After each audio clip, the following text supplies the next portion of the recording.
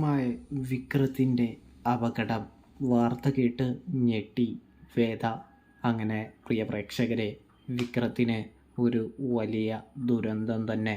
Police ലോക്കപ്പിലിരിക്കുമ്പോൾ, ജയിലിലിരിക്കുമ്പോൾ അപകടം വരുന്നൊരു കാഴ്ച കാണാനായിട്ട് കഴിയും.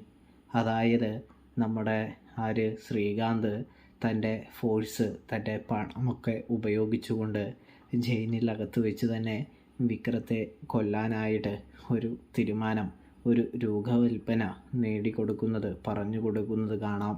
അതിനുവേണ്ടി ഒരുപാട് പണം വാരിയെറിയാനും നമ്മുടെ ശ്രീകാന്ത് ഒരുക്കമാണെന്ന് കാണാം.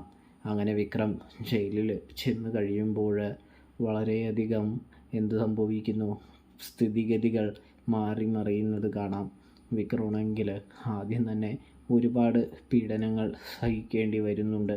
എതിർക്കാൻ പോലും പറ്റാത്ത രീതിയിലാണ് ഒരു കൂട്ടവും വിക്രവും നിന്നിട്ട് എന്ത് കാര്യം. ഒരു കൂട്ടം ക്രിമിനലും നമ്മുടെ വിക്രവും ഇങ്ങനെ മാറി നിന്നിട്ടും പ്രത്യേകിച്ച് ഗുണമൊന്നുമില്ല. അതിനിടയിൽ അവിടെ ഒരാൾ ശ്രീകാന്തിൻ്റെ നിന്ന് ഒരുപാട് പൈസ മേടിച്ചിട്ടുള്ളത് കൊണ്ട് തന്നെ വിക്രത്തിൻ്റെ തലക്കടിക്കുന്നൊരു കാഴ്ച കാണാനായിട്ട് കഴിയും.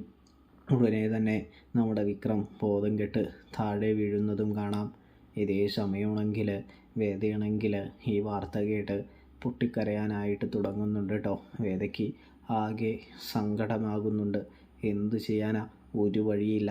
നാട്ടിലേക്ക് പോയാൽ താൻ ഗർഭിണിയാണെന്നുള്ള വിവരം ശ്രീകാന്ത് തൻ്റെ ഏട്ടനറിയും.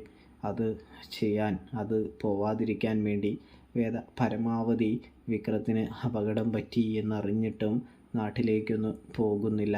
വേദ പൊട്ടിക്കരയുന്ന മാത്രമേ ഉള്ളൂ.